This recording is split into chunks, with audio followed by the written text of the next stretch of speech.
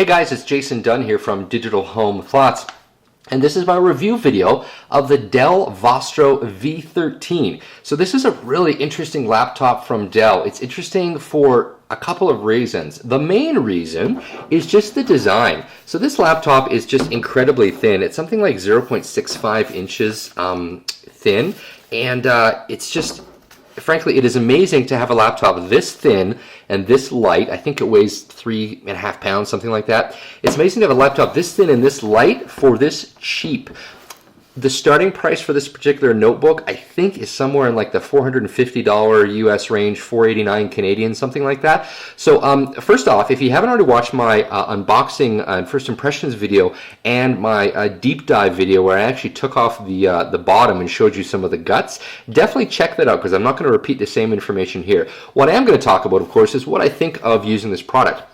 The first thing I'm going to point out is that I have decided to actually keep this product. So unlike some of the other products that I review, like the new Dell Mini 10, for instance, I actually reviewed that product, but then I shipped it back to Dell and I got a refund because I wasn't a huge fan of it and I didn't want to keep it and basically pay for it. The Vostro V13, I've actually decided to keep it. I've had a Dell XPS M1330 for a couple of years now. It's getting kind of old and I kind of wanted something to replace it, and I do a lot of writing and I wanted something that would make a really good writing companion, and in my overall tests with the V13, using it a lot over the past month or so, I really like this particular notebook.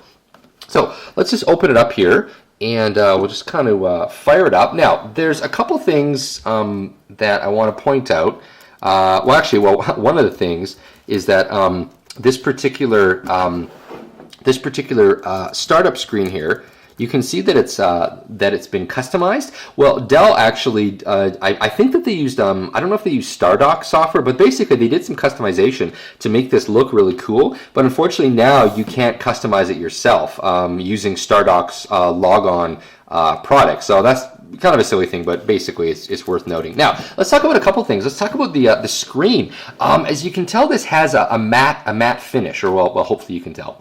It has a matte finish, and the matte finish is really nice and it's easy on the eyes.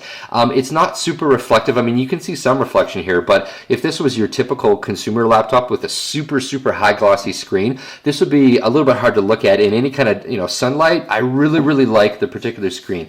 It's not super high res. I mean, I think the resolution is, I want to say it's 1366. Yeah, it's a 1366 by 768. So I kind of wish it was maybe one notch higher in resolution, but overall, it's not bad at all for general purpose kinds of things. Let's talk about a couple things here. First, I'm just going to mute my sound. Let's talk about HD quality here. So I'm going to fire up a 720p WMV video clip, and you'll be able to see that it handles it really nicely. There's no drop frames. Everything ticks along really good. Now I'm using the Intel Core 2 Duo ultra low voltage processor. That's what I ordered this particular product with, and that is running at 1.3 gigahertz. So it is enough power to handle basically any type of video. I'll just punch up a 1080p video clip. I'm pretty sure that the 1080p content works nicely. We'll just kind of double check here and make sure that the frame rates look good. Yeah, so the frame rates on the 1080p content are perfect. There's no issues at all. So in terms of 1080p content, you should have no problems at all. I'm pretty sure that 1080p flash content should also work really well. Again, it's a Core 2 Duo, which is a decent processor. Now, it is running at 1.3 gigahertz. So I will say, one of the things that I have noticed in using this in my sort of day-to-day life is that occasionally I'll see a little hiccup here and there where I'm doing some heavy multitasking and I'm asking a lot of the laptop. 1.3 gigahertz doesn't always keep up the same way, a 2.2 gigahertz laptop would, which is what my other laptop is.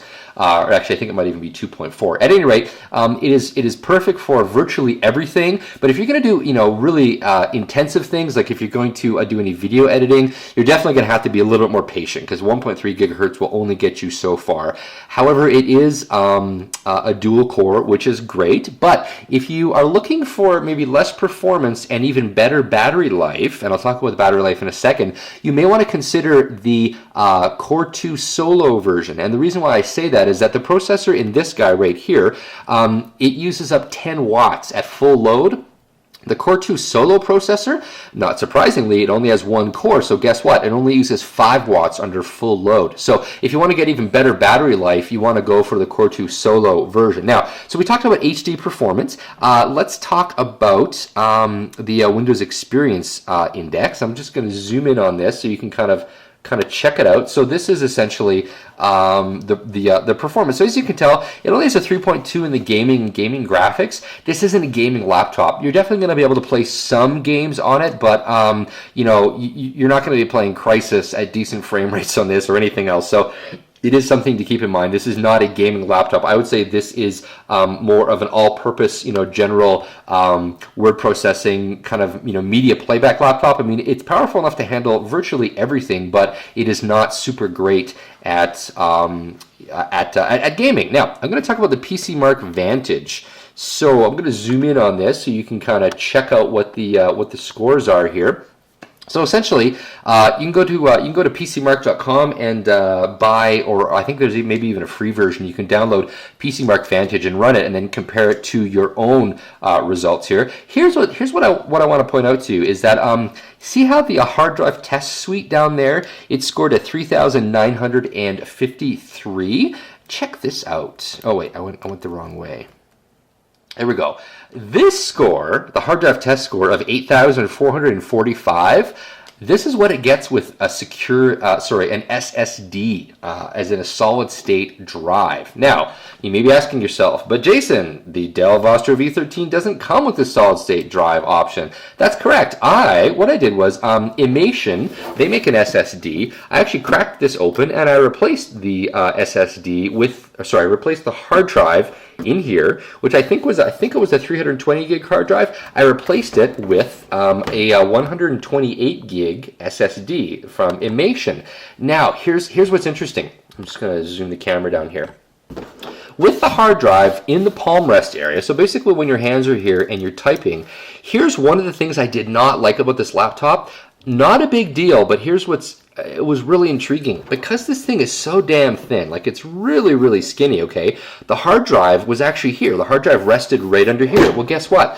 When I was typing and using it, I could actually feel vibrations from the hard drive. So when you're actually typing and the hard drive's spinning, and if it's reading or writing, you can actually feel it under here. Now, it's not a big deal, but that's something I've never ever felt on any other laptop. And so when Imation sent me one of their SSDs to review, and there will be a written review I'll be doing a little bit later. When they sent me the review, I thought, well, you know, this is perfect, right? Because I can feel this vibration down here. I'll yoink out the hard drive, I'll put in the SSD, and I'll see what happens. Now, here is what is shocking. This thing is totally silent with the SSD. Before I took out the hard drive, I thought that some of the noise, and it definitely is not a noisy laptop at all, but when it's running, you know, you could hear what I thought were fans, but it turns out that was all the hard drive that was making that noise. This thing is like deathly silent with the SSD. Check that out. Totally silent. So anyway, I won't talk about that anymore, but if you do get this laptop and you do, you know, maybe want to put in an SSD, they're a little bit pricey right now, but if you ever want to have this thing be completely and totally silent, put it in the SSD. After I replaced it, I am shocked at how totally quiet it is. I want to talk about the battery life for a second here, so let me just zoom up a little bit. I did my Lord of the Rings test where I play back the Lord of the Rings, the extended edition, which is I think about 2 hours and like 51 minutes or something like that.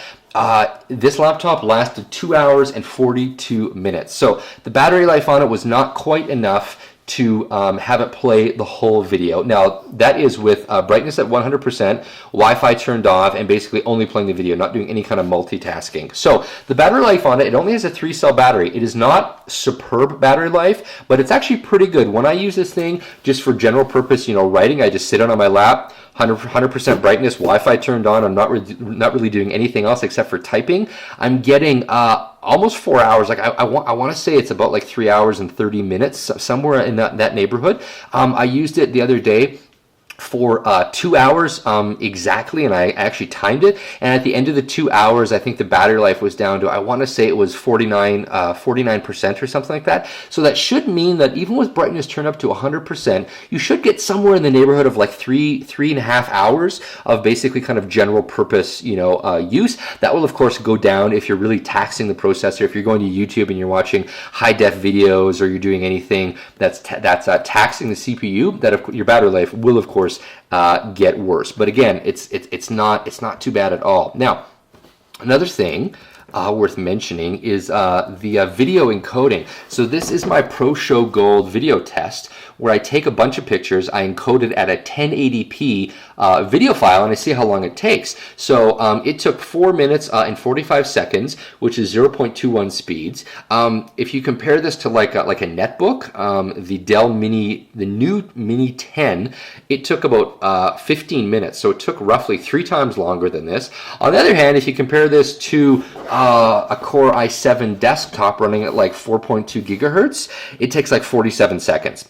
So again, everything is kind of relative, right? You're not going to buy this thing to be a performance monster. You're going to buy this thing for general purpose usage. You're going to buy it because you want a really nice, you want a really nice keyboard. I really like this keyboard. Dell did a good job. The island key design is really nice. Of course, it has a full-size shift key. HP, are you paying attention? It does not have, I ordered this from Dell Canada, and they don't force you to have the French-English, smaller shift key, which I really like. I like having the full shift key. The screen is up at full brightness right now. I'll put it down a little bit here. The screen is nice and bright. I don't really have any problems at all with screen brightness. In some laptops I do. Everything else about it works really well. I mean, I didn't actually test the audio on it, because frankly, if I want to listen to music, I'll grab my Zune HD, but I'm pretty sure that this will work well. After putting in the SSD drive, I'm even more excited about owning this product. So overall, I really like it. The price was great. On my unboxing video, I mentioned that I think I paid, it was about $780 for it, after tax and everything like that. So really good value for the money. Thin, light, reasonably good battery life. But I'll just repeat this in case you guys missed it in the last video. It has no removable battery, okay? So in order to swap out the battery, like if something goes wrong with the battery, you actually have to take off this whole shell. So this is not the laptop if you're going to be doing transcontinental flights and you are the kind of user who takes multiple batteries with you to keep running. But if you're the kind of user where 3 to 4 hours of battery life is enough for you, then this is a really good product. So this has been Jason Dunn from Digital Home Thoughts. This has been my review of the Dell Vostro V13. Overall, I really like this product. I definitely recommend it. It's kind of weird for me to be recommending a Vostro, because that's of course Dell's business line. But if you're just a general consumer, if you're someone going to college or school or whatever, and you just want a really thin and light notebook that has good performance, good overall, basically everything you would need for kind of day-to-day tasks, this product I really recommend it. It's a looker. Every time I take it out, people look at it and they're shocked at how thin and how light it is. So really good product, nice build quality. Really happy I purchased it.